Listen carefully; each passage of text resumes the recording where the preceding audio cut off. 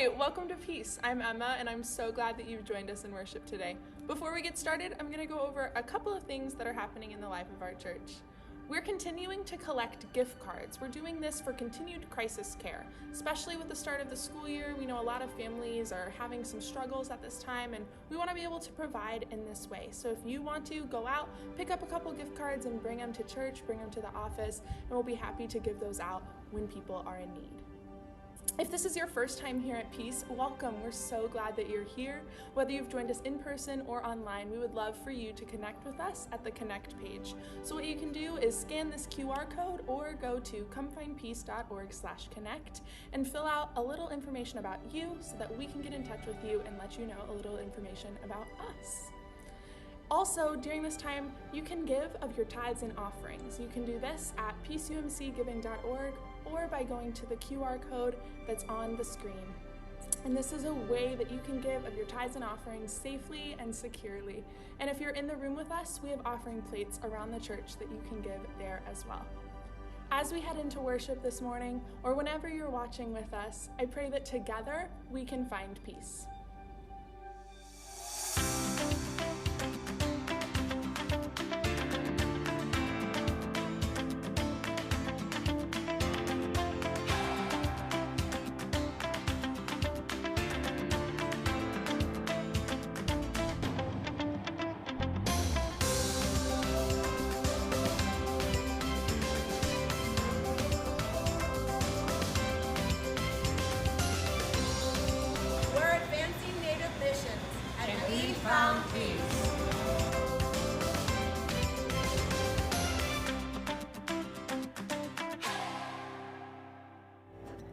Well, good morning, Peace Church. How we doing today?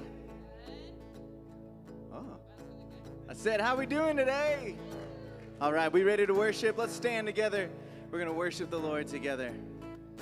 If you're joining us online, welcome. We're glad that you are here.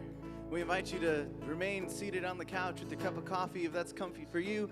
Or if you want to sing along, that's great as well. We're just glad to be here. So we're going to lift up a sound of adoration. Amen?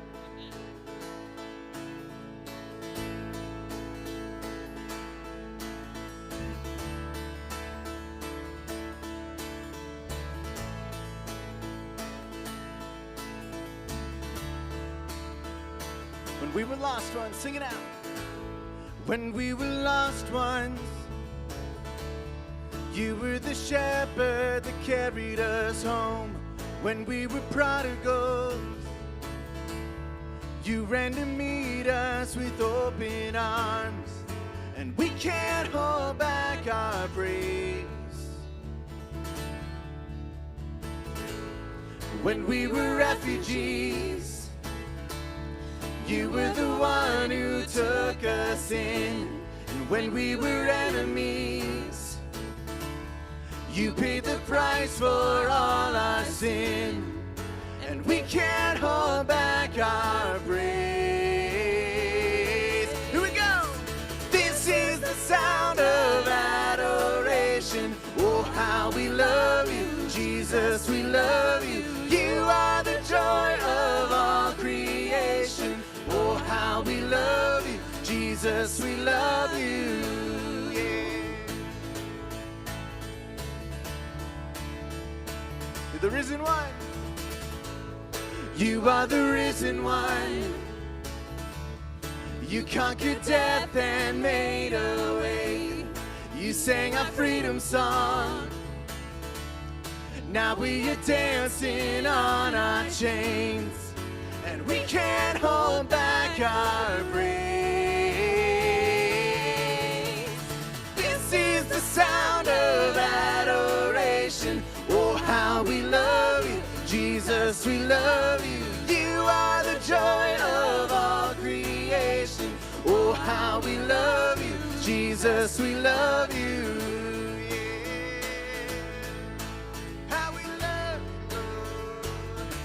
And by the cross, I am free. Your grace changes everything. I was blind, but now I see. Your grace changes everything. And by the cross, I am free. Your grace changes everything. For I was blind, but now I see. Your grace changes everything, everything. This is the sound of adoration. Oh, how we love you, Jesus, we love you. You are the joy of all creation. Oh, how we love you. Come on, sing it out with us. This is the sound of adoration. Oh, how we love you, Jesus, we love you. You are the joy of all creation. Oh, how we love you, Jesus, we love you.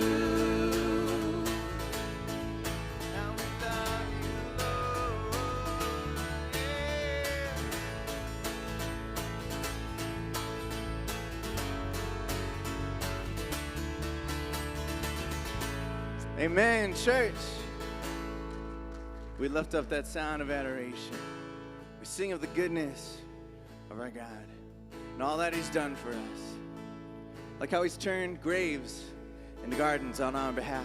Amen.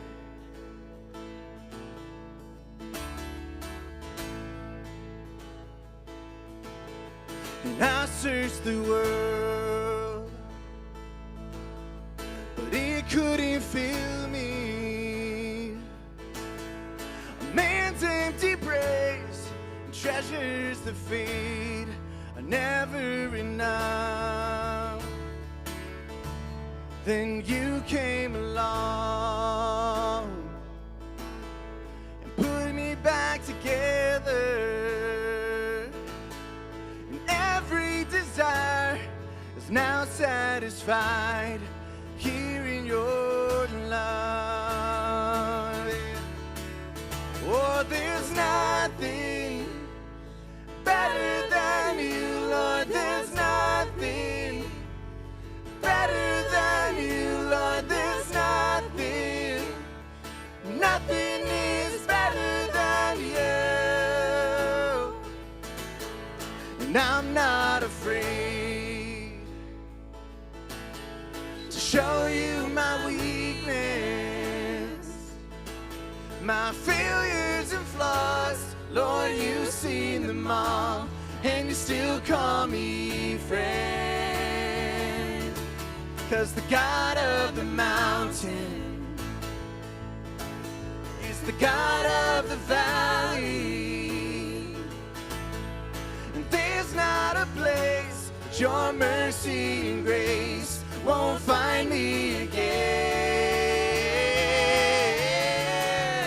Oh, there's nothing better than you, Lord. There's nothing better than you, Lord. There's nothing, nothing is better than you. Sing it out, it's true.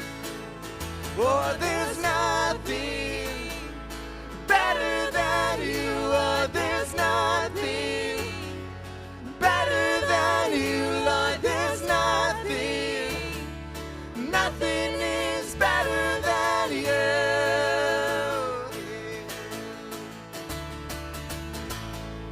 Nothing better, Lord.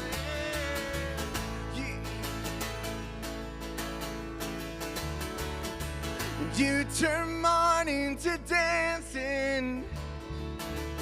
You give beauty for ashes. You turn shame into glory. You're the only one who can. You turn mourning to dancing. You give beauty for ashes. You turn shame into glory. You're the only one who can. You turn graves into gardens. You turn bones into armies. You turn seas into highways. You're the only one who can. You're the only one who can.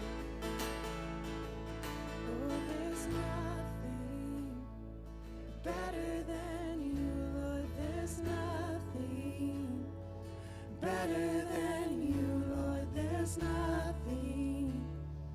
Nothing is better than you. Come on, church, sing that truth out with us. There's nothing better. Oh, there's nothing better than you, Lord, there's nothing better than you, Lord, there's nothing. Nothing is better than you. Amen. That's why we come to worship. Amen, church. You can grab a seat.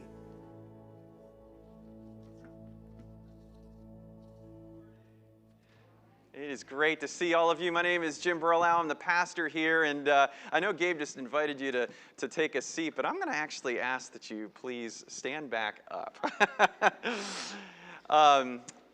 It's great to be gathered together in worship, but I wanted to lift something up right out of the gate first thing this morning. You know, for those of us who maybe have seen the news in the past, 24 hours, we've seen an incredible tragedy happen in Haiti with this 7.2 magnitude earthquake that has already taken, I think they've said, when last I saw, about 300 lives, and they're expecting that it could be the death toll in the thousands.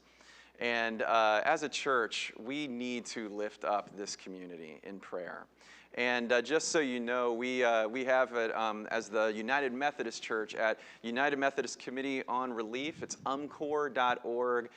There on that website, you can make donations for relief work that's already beginning to be strategized and planned to help the people of Haiti. It was, 10 years ago when the last earthquake happened, and so this is a really challenging time and a scary time. And so I want us to stand in solidarity with our brothers and sisters in Haiti who are experiencing absolute devastation right now. And so I'm going to invite you maybe to kind of even outstretch your arms in a posture of reaching out to those around us who are in significant need. Let's pray.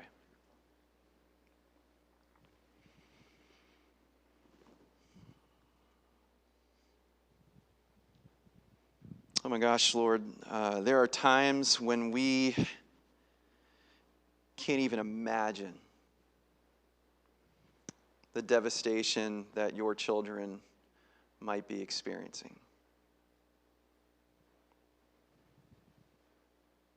God, we see on the news this terrible natural disaster that has occurred, and it does break our hearts. Help us, God, in these moments to kind of maybe even tap into what that must be like. I'm willing to bet that each one of us at some point in time in our lives has felt the ground shake in our world. Where the things that we had established and we thought this is how life is going to be suddenly changed outside of our control. Whether it was physical, whether it was emotional, whether it was work-related or family-related, we have felt sudden change and somewhat of a sense of fear or loss or not knowing what tomorrow will look like.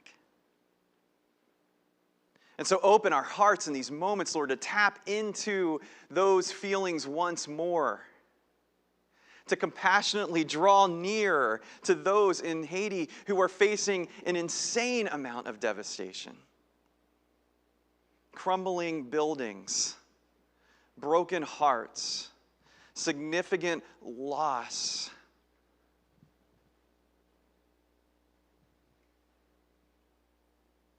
Lord, you tell us you are our refuge and strength,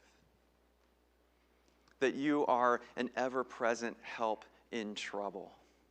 And that gets lived out through us, your children, being your hands and feet in times such as these. And so, Lord, work within us as a church, work within us as a denomination, work within us as humans, that we might pull together and embrace and help those in Haiti at this time.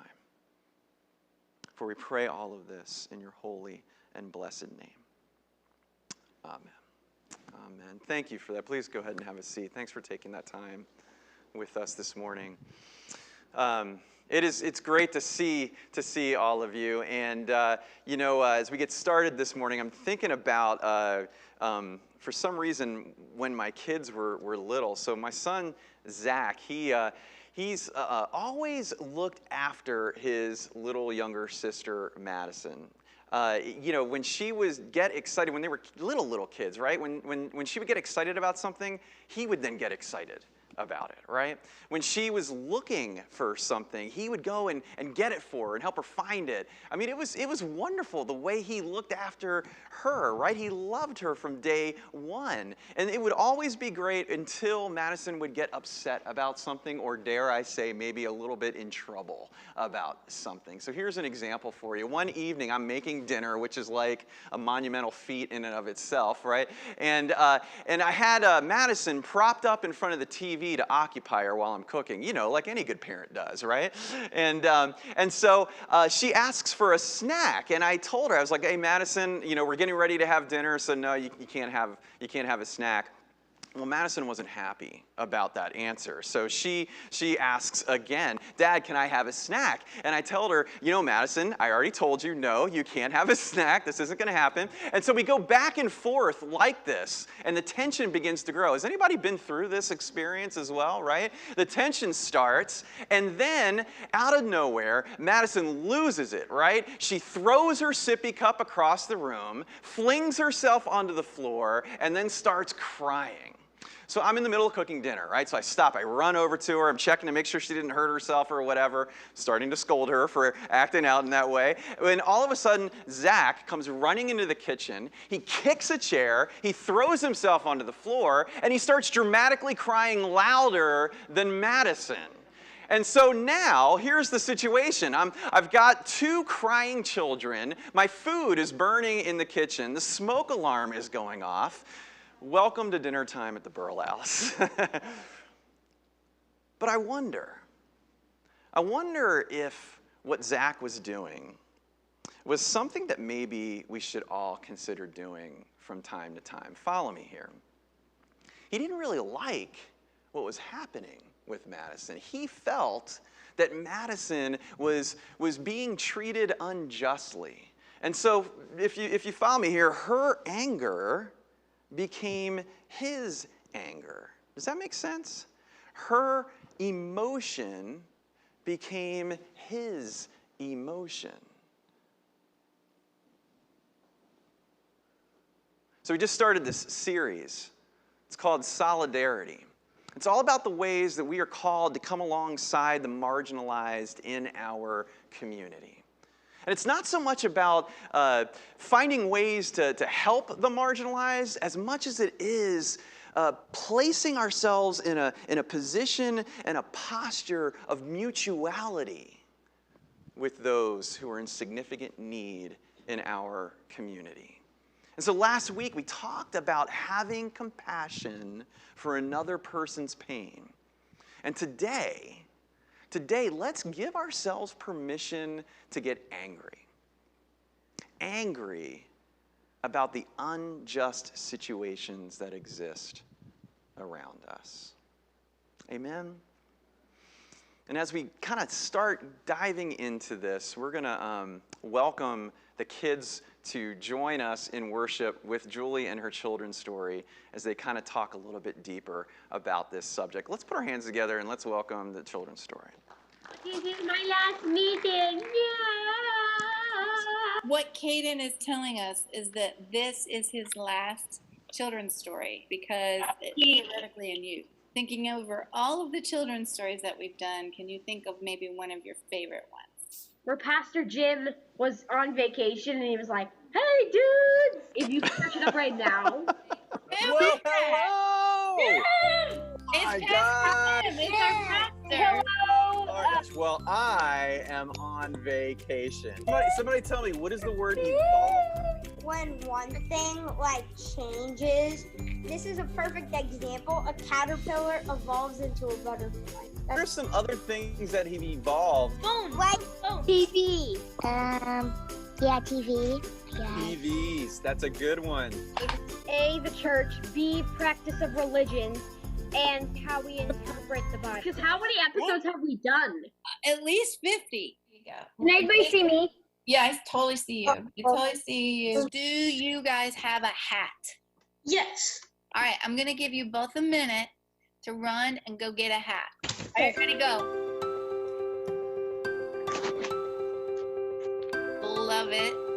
A beanie. I love it.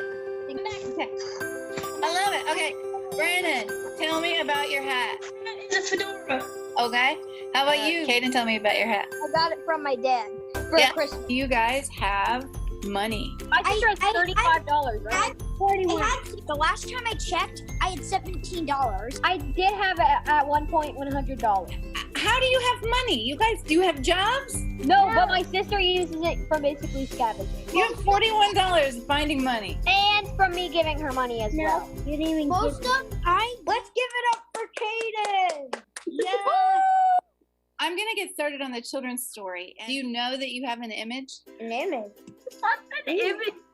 You have an image. What does that mean? I have a picture of myself on my wall. There you go. That's what I mean. With the camera, it's reflecting our image. Where else could you see your image? Nice. A spoon. A sword. I'm just thinking off the top of my head, thinking of shiny. Everything that is reflective. Where's my eyeglasses? Oh, I see a Right. reflection light. Ryan's. Oh, yeah, it's a picture frame. A mirror. A mirror, right. Do you remember what you see when you look in the mirror? Yeah, a boy with dirty blonde hair. My brown hair that everybody thinks is black. Glasses. My brown eyes. My type of nose. My type of mouth. I see my shirt. My type of ears. Should I say more? That when we look in the mirror, it's obvious. We remember what we look like. When we read the Bible, we need to do the same thing. We need to remember what it says. Otherwise, it would be like looking in the mirror and not remembering what we look like. That makes very much sense. What I think it's telling us is forgetting about you is like forgetting about a Bible verse. Let's pray. Dear God, I pray for everybody in this world who has less, especially in this prayer, for Kaden, that you send him on a journey to middle school and that he does what he loves with his life. Please bless everybody else in this Zoom call to get past every grade, including me. Amen. You can end it now. Sitting right up here in the front. Caden, could you just stand up real quick? Can we just give Caden a little bit of applause for his... I'll tell you, for some of you maybe haven't been tracking with us throughout this whole pandemic, we usually, years ago, would have the kids come up front here and we'd have a little time of teaching with them. But because of the pandemic, we were trying to keep the kids connected, and so we'd pull them together via Zoom, and Julie would do the children's story that way. Caden has been there every week. What a dedication, and your presence has helped us get through this pandemic as well. And so thank you, Caden, for all that you've done. And we look forward to what you're going to do in middle school and high school, and when you start working and joining the world, we better hold on, because you're going to do great things.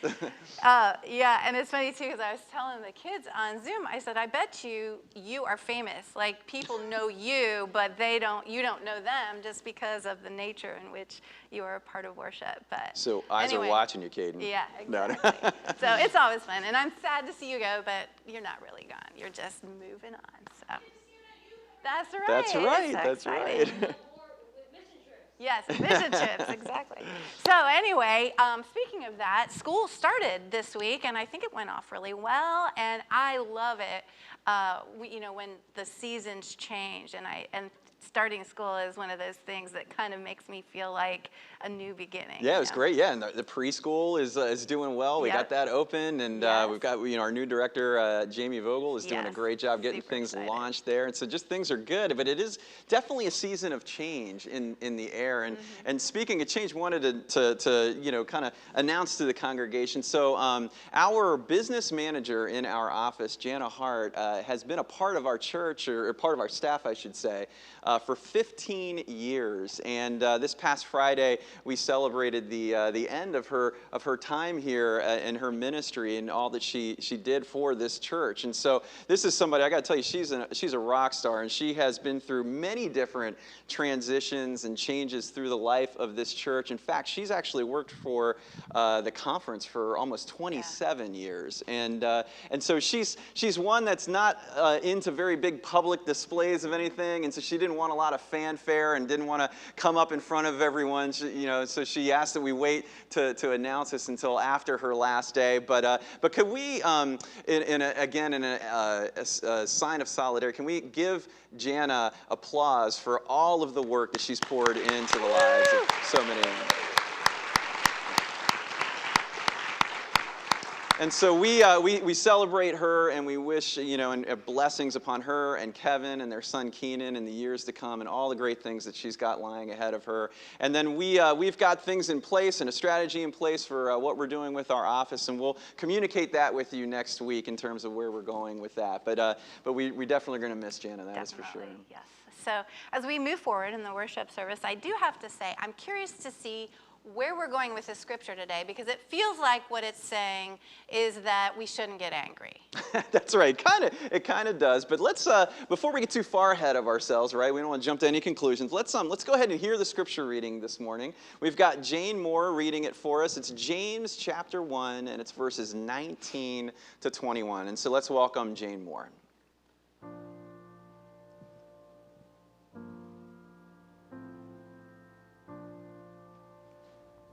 My dear brothers and sisters, take note of this. Everyone should be quick to listen, slow to speak, and slow to become angry, because human anger does not produce the righteousness that God desires. Therefore, get rid of all moral filth and the evil that is so prevalent, and humbly accept the word planted in you, which can save you. Okay, so I guess it's not really saying don't get angry, but I feel like what James is saying here is that he doesn't really agree with getting angry either. Right. But we can't really just kind of pull these verses out of thin air, right? We should probably take a look at the context of why James is saying this. And so really the entire book of James is just filled with all of these sayings, almost like proverbs, about how followers of Christ should live together and talk to each other and treat one another. And so he's writing this to the early church, right? And they're in this great place of division and debate over all of these like religious-based organizational issues. Right, and so he's telling them don't fight with each other. Right. But he's also saying, if you go a little farther, he says, be doers of the word, not just hearers. And so he's basically saying that whatever we believe should be evident in how we treat one another and talk to one another. Right, so that our actions, our words go hand in hand. Don't be quick to anger, don't be quick to speak, but be quick to listen. And then that is what makes a good follower at that point. Right. And so James doesn't say don't get angry. Right. He's just basically saying don't let your anger cause you to do stupid things, which is something we could probably all benefit from being reminded of, right? Right. And what's really cool is that shows up in other places in Scripture also. Like, for example, verse 8 in Psalm 103, it says that God is slow to anger but abounding in love. Right. And Paul writes in Ephesians, be angry, but don't sin because of it. Okay, so now we're talking about solidarity, right? So how does anger then play into this? Right, it's a great question. So last week we talked about compassion, right? And how that should call us to go toward the margins of society, that we should draw near to the marginalized. And when we do that, we become much more aware of how that marginalization plays out. And a lot of times, through that awareness, we start to feel angry at this unjust situation. Right, so we can see and feel angry about this situation. But what it's saying is, don't be like Zach was with Madison. He was quick to get mad, right? What it's saying is, be slow to get angry. Right, right. And we also shouldn't ignore our anger or, kind of push it to the side. Basically, what we should do when those feelings start to bubble up is ask ourselves why. Mm-hmm. Why am I feeling angry in this moment? And a lot of times, the answer is rooted in this idea of mutuality, our pursuit of solidarity with those on the margins. And when that happens, then we should be inspired to want to take thoughtful action and be a part of trying to bring about change. You're reminding me that whenever we are questioning something, one of the best things we can do is pray. And so we're going to go to the Lord in prayer. It's going to be shared with us today by Jamin Fisher. And then after that is the online choir. They're going to be singing, I am his, he is mine. And that is a great time to give of your tithes and offerings. If you're here in the room, we have plates on the side of the room. And in the back, you can leave your offering there. Or you can give securely with our QR code, especially if you're worshiping at home this morning. So let's pray. Will you bow your heads with me? Good morning, Lord. It's Peace Church again. And we come before you this morning filled with every emotion possible. Some of us are overflowing with joy. Many of us are filled with anxiety and fear. And if we're being honest with ourselves, more than a few of us are also filled with anger. Anger against our neighbors, against our families, against our government, and sometimes even against you, Lord. And even though we know that anger is not an emotion that we do well, we've heard the stories of your holy and righteous anger against the Hivites and the Jebusites, against the money changers in the temple. And we use those stories to justify our own anger, even though it is anything but holy. That's wrong, and we repent. This morning, Lord, I ask two things of you. One, please enter into our hearts and cleanse us of the bitterness and the petty anger that tends to clog our lives. Make us whole again. And then two, break our hearts for what breaks yours. Fill us with your holy anger about the situations that we can see all around us. Let us feel your power enter into us and flow through us, and use that anger to fuel our desires to fix what is broken in this world. For we know that by taking care of the suffering that we see, it will also relieve the suffering within our own selves. And we know that we can't do this without you and your Son and the Holy Spirit working through us and in us and for us. And we cannot wait to see what is going to happen when you give us the right kind of anger, in the right kind of way, to do the right kind of things. It's exciting and scary all at the same time. But we trust in you, we believe in you, and we hope in you. And we ask that you make all of this come about through your Son's holy name. Amen.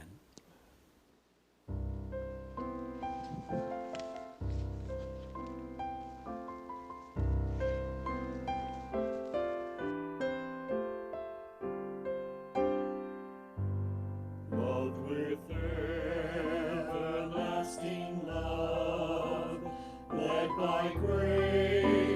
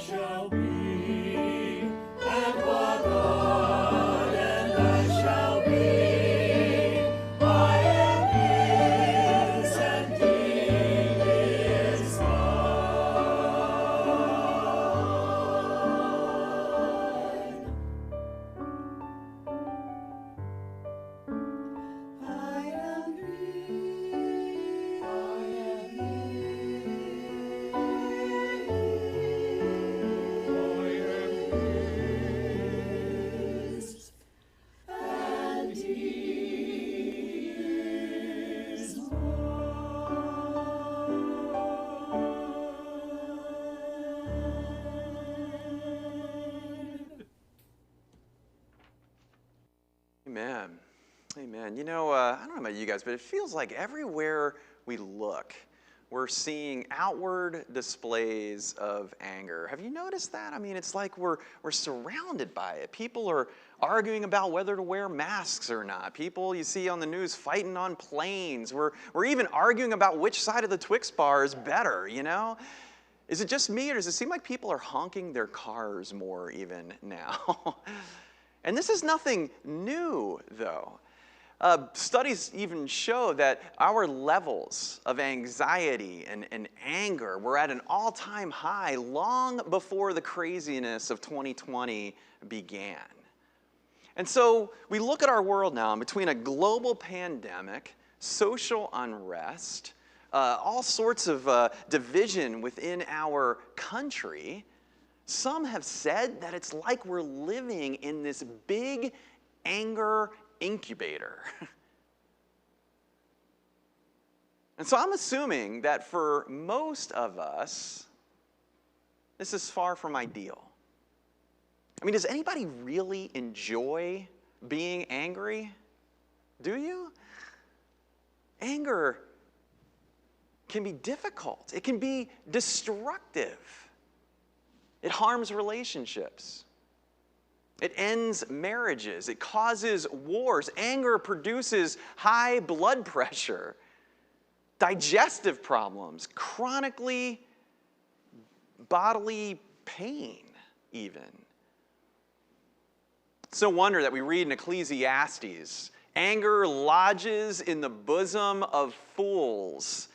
And in Proverbs, the hothead causes much transgression. Do you know any of those people in your life? But what we've read in James is actually less about avoiding anger, and it's more about what we're supposed to do with it. Anger is not the source of destruction or wars or indigestion. It's what we choose to do with our anger. That's what can lead to negative outcomes. I mean, basically, anger is an emotion. It's not a behavior. In fact, it's something that can actually kind of happen within us naturally. It's instinctive. It's automatic.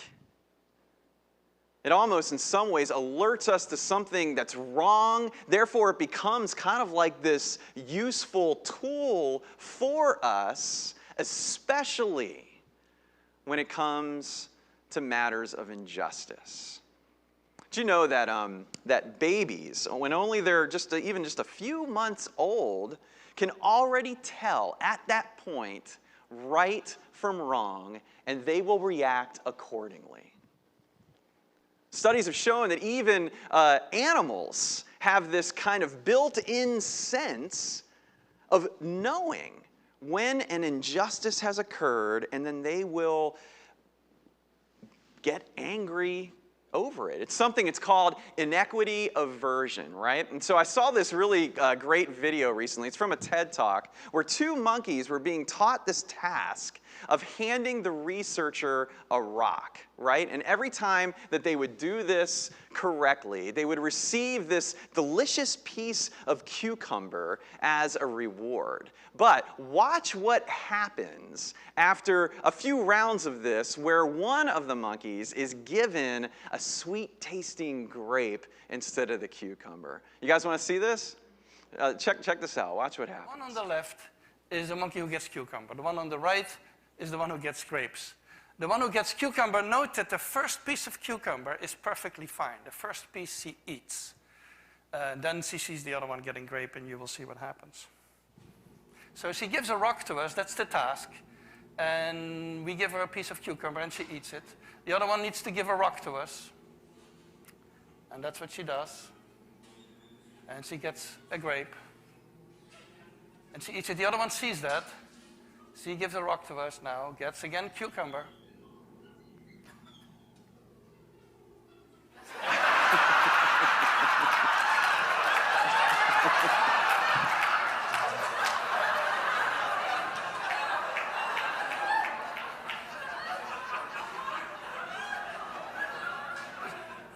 She tests the rock now against the wall. She needs to give it to us.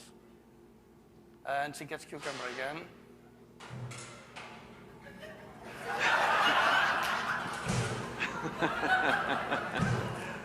Isn't that amazing? Isn't that incredible? And so what James is actually doing here is in what he's written is making space for anger.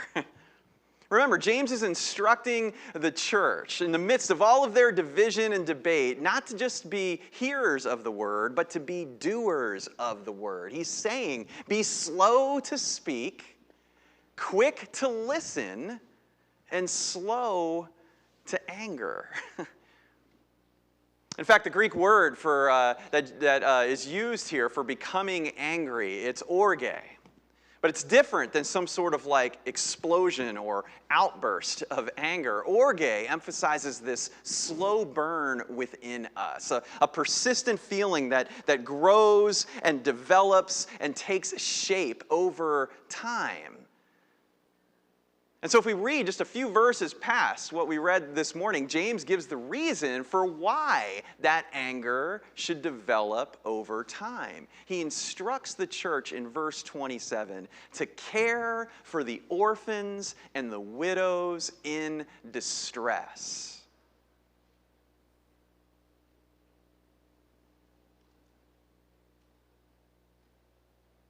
The reality is probably 95% of what we get angry about is silly, isn't it? Can we all just agree on that? It's silly. So much of what drives our disagreements is based in our ego and in our pride. But the question is, what about the other 5%, right? And so what James is telling us here is that what should drive our anger, what should motivate us to get angry, is what we encounter when we care for the orphans and the widows in their distress. Follow me here. He's not saying get angry at them. It's not about them, quote unquote. It's about what's happening to them. Do you follow me? That's what should make us unsettled and agitated and slowly over time get angry thinking this isn't right.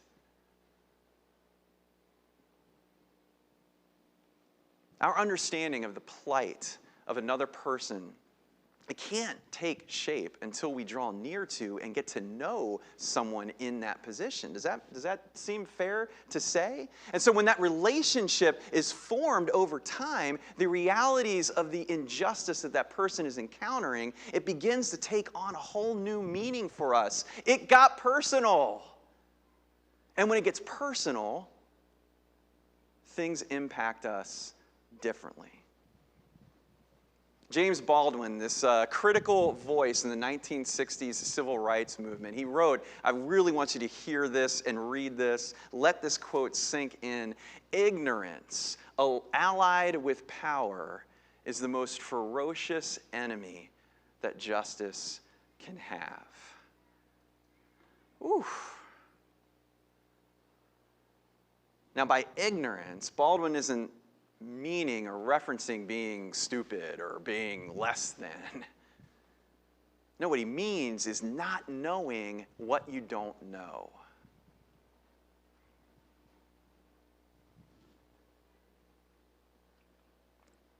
Not knowing what you don't know, either because of where you were born, because of how you were raised, or what ethnicity you are, or what economic class you were born into. His point is, when you couple not knowing what you don't know with some sort of inherent privilege, like being in a position of influence, having opportunities that others haven't had, possessing certain resources that others don't, when you couple that with not knowing what you don't know, it becomes so much harder to see these injustices that don't affect you personally and directly. So we have to draw near to the marginalized and become aware of what those injustices are. When that happens, our vantage point begins to change. Do y'all remember when Trayvon Martin was killed? It's crazy to believe this, but that was almost 10 years ago. It's nuts. So back in 2012, here was this young teenager who was fatally shot by this armed neighborhood watch coordinator. At the time, I was leading this ministry in downtown Orlando, and we were doing community development work in a neighborhood that looked an awful lot like where Trayvon lived. And it was there were multiple young boys that looked just like Trayvon did, who lived there. And so there was this group of people on Wednesday nights we would gather for worship, and it was this great community of people. It was moms, it was dads, it was kids, it was neighbors, it was family and friends, and everybody would come together. And I swear at that time, this whole story seemed to hit really close to home. Do you know what I'm saying? Well, the first Wednesday night, after the news broke that the shooter had been acquitted, the staff and I decided that instead of having a regular worship service, we would bring everyone together and have like a community discussion. We wanted to, process the emotions of everyone that we assumed were deeply impacted and moved by this whole story. So we promoted the event within the community. We had all these people show up. It was great. We had a great turnout for it. But as we tried to initiate the discussion with everyone that was gathered there, no one wanted to talk about it. The dads had nothing to say. The moms, they didn't even really seem that upset about it. I remember there was this one young guy there, and he was wearing a hoodie, just like Trayvon was the night he was shot.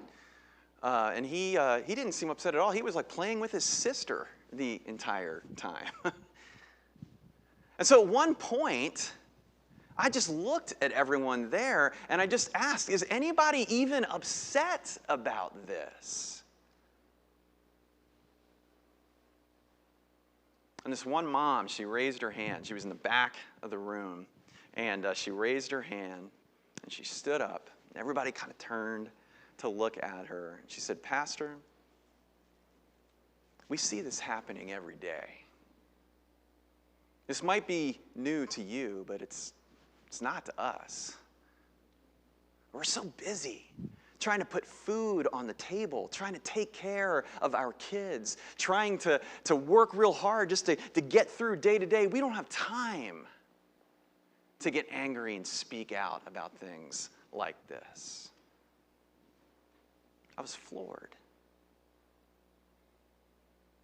The whole thing started to make so much more sense to me in that moment. You see, I didn't know what I didn't know. But because of her insight, because of her information that she shared with me, I became much more aware of what her injustice was that she was experiencing, of what her neighbors' injustices were that they were experiencing, and it broke my heart in a different way. And it stirred up emotions within me that wanted to help address that situation in a whole new way. All because I didn't know what I didn't know. You know, a lot of times we want to put anger on the opposite side of compassion, as if they like juxtapose each other. But friends, really, anger can be a motivator if we let it. It can actually give us the strength to do something constructive and positive if we allow it to.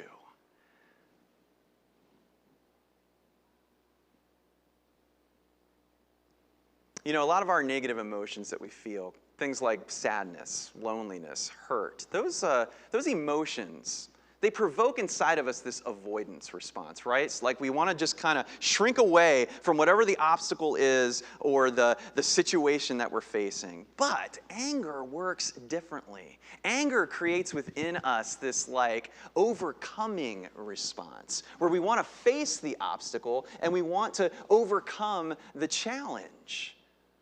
Anger can be a positive motivator in our lives. And so these words from James, they're actually helping us see what to do with our anger.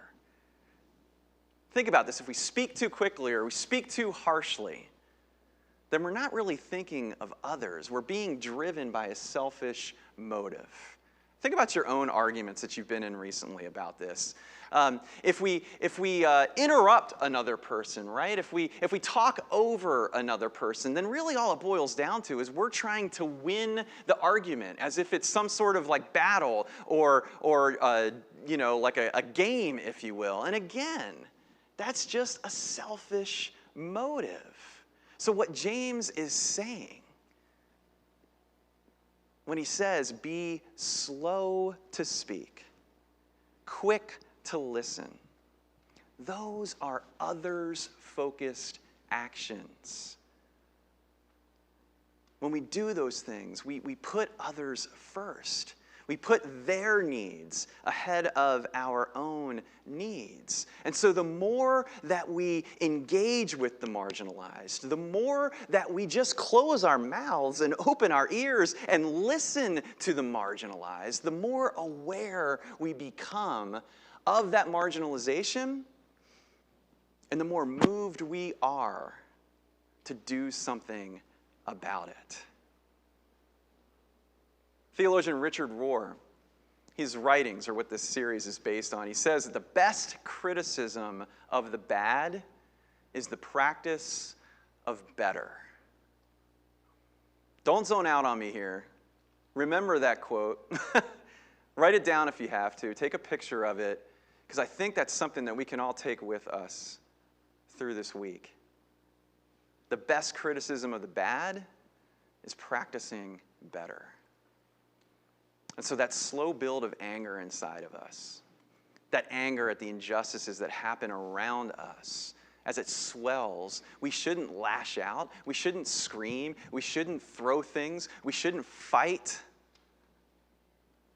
We should ask ourselves, how can I work through this so that I can be a life-giving force, a life-giving presence for those who are suffering? This is where solidarity should lead us. I'll finish with this morning.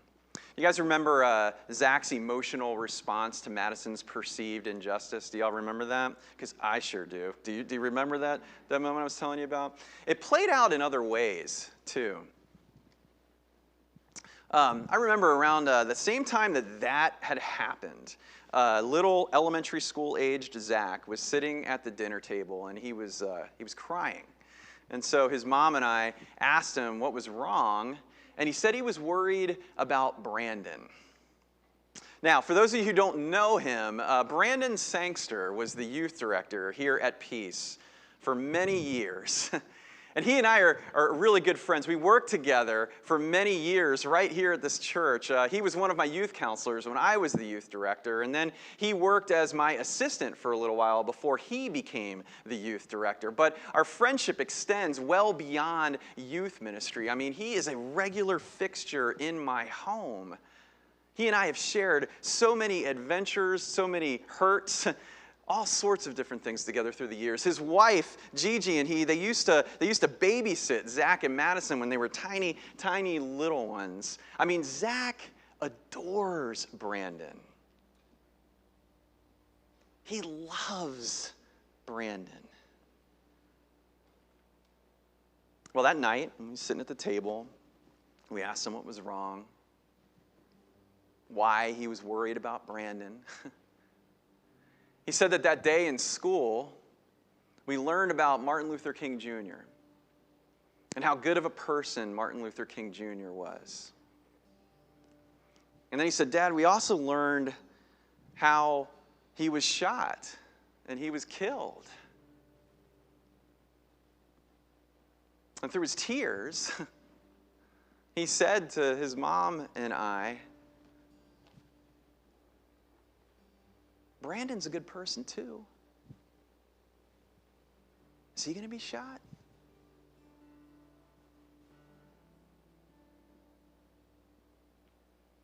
Friends, when injustice becomes personal, being upset, being not okay, it's a natural response. And so let's find solidarity with the marginalized, deepening our awareness of how that marginalization occurs. Let's allow this natural human response that is within us to move us and motivate us to pursue change. Let's be slow to speak. Let's be quick to listen. Let's be slow to anger as we find ways to care for the orphan and the widows and the marginalized that are in distress this day and forevermore. Amen.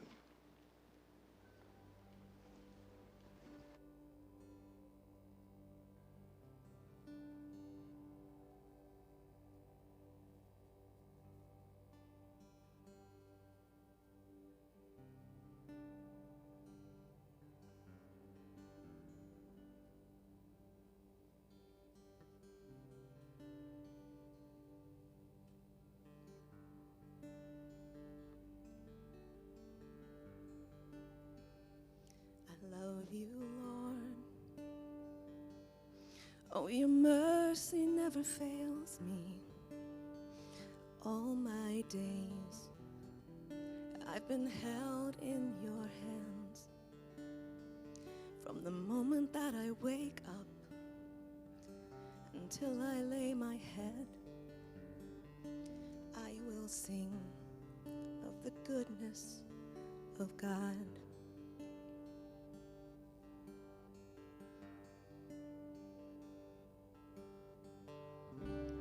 All my life you have been faithful. All my life you have been so, so good. With every breath that I am able, I will sing of the goodness of God.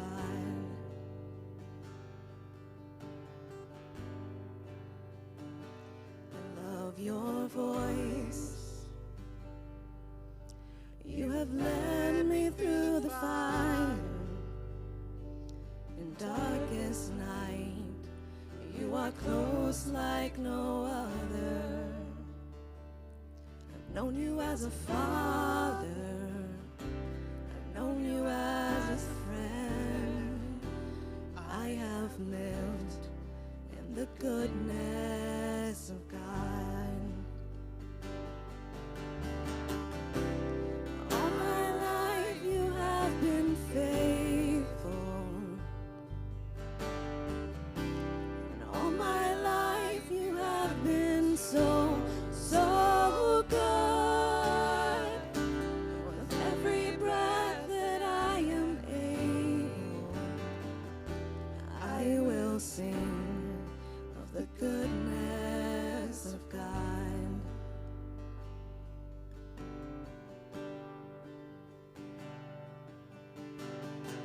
Your goodness is running after, it's running after me. Your goodness is running after, it's running after me. With my life laid down, I'm surrendered now. I give you everything. Your goodness is running after, it's running after me. Your goodness is running after, it's running after me. Your goodness is running after, it's running after me. With my life laid down and surrendered now, I give you everything. Your goodness is running after, it's running after me.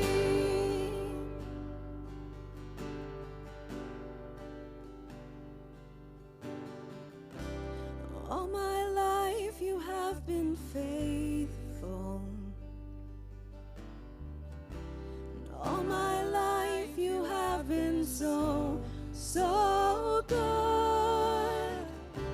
With every breath that I am able, I will sing of the goodness of God. I will sing of the goodness of God.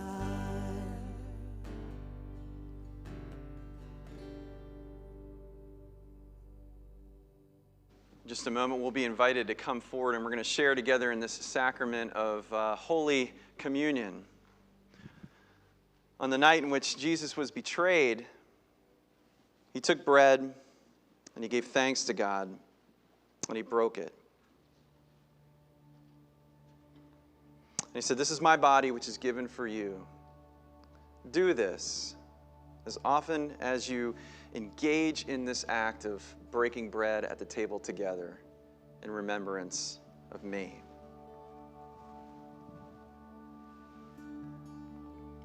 And when supper was over, he took the cup, and again he gave thanks to God, and he said, "This is my blood of the new covenant, poured out for you and for many for the forgiveness of sins.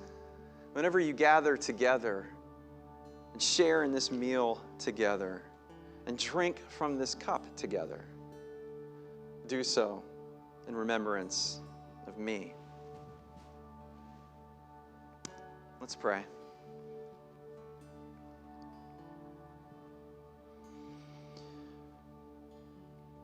Heavenly and gracious and just God,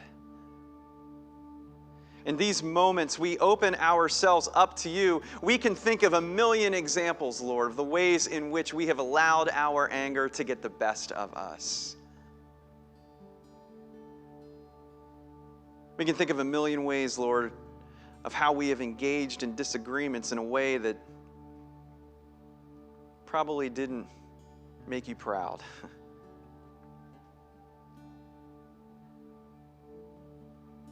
But God, open our eyes to the needs of those around us, the profound needs that various systems in place have created, this marginalization, Lord, that has created differences of inequity. And help us, God, to see that.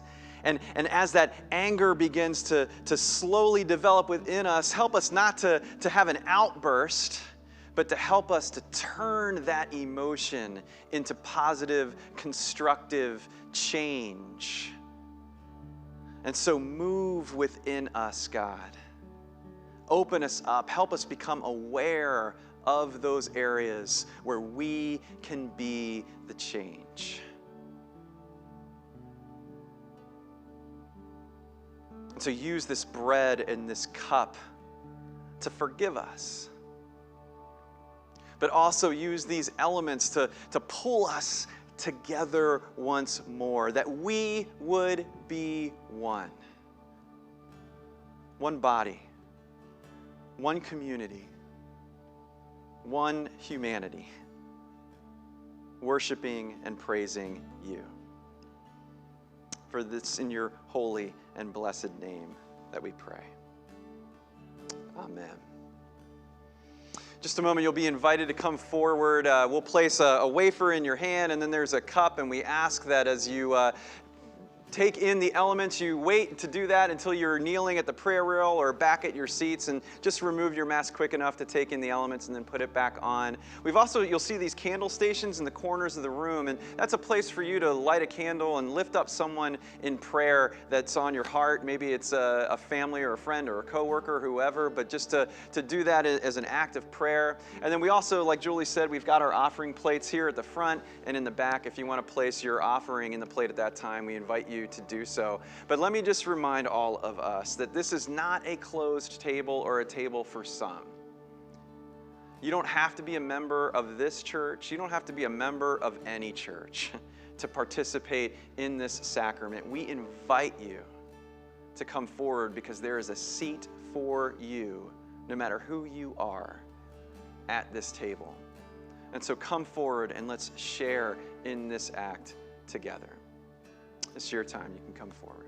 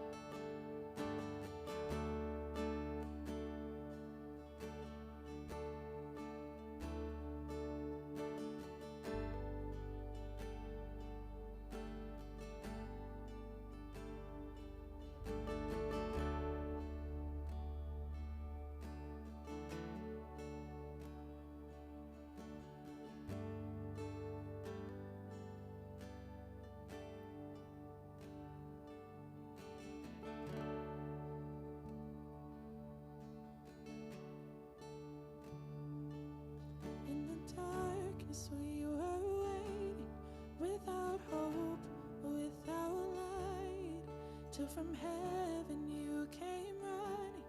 There was mercy in your eyes to fulfill the law and prophets. To a virgin came the word, from a throne of endless glory to a cradle in the dirt.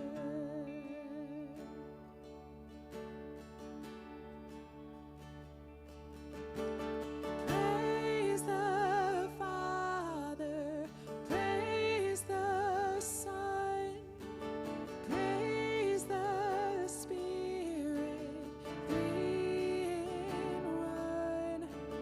God of glory, majesty, praise forever to the King of Kings.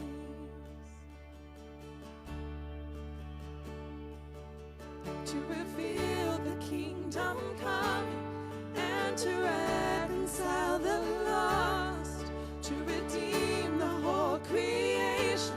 You did not despise the cross, for even in your suffering you saw to the other side, knowing this is our salvation. Jesus, for our sake you died. Church, go ahead and stand and sing with us.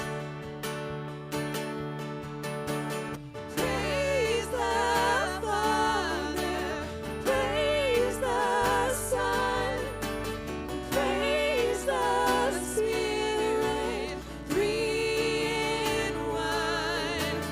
God of glory, majesty, praise forever to the King of Kings. And the morning that you rose, all of heaven held its breath, for that stone was moved for good, for the Lamb had conquered death. And the dead rose from their tombs, and the angels stood in